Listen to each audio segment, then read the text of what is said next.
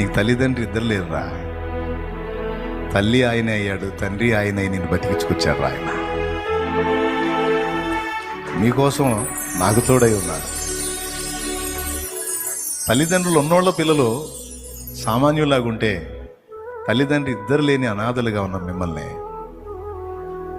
10 మందికి ఆత్మీయ తల్లిగా తండ్రిగా అయ్యేటట్టు మీ తోడబుట్టిందని మిమ్మల్ని దేవుడు చేశాడు. తల్లిదండ్రులు ఇద్దరున్న వాళ్ళకి సేవ చేసే భాగ్యం దక్కలేదు, కానీ మీకు ఎవరు లేరు. నీకు జ్వరం వస్తే నిన్ను పట్టించుకునేది ఎవరు? నా అమ్మ అయితే ఫేస్లో చూపించేది, నాన్నైతే చూపిస్తుంది.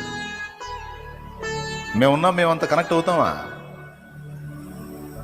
ఆ బాధ నీకు తెలియకుండానికి అసలు అవి నీ జోలికి రాకుండానే నిన్ను కాపాడుకుంటా వచ్చాడు.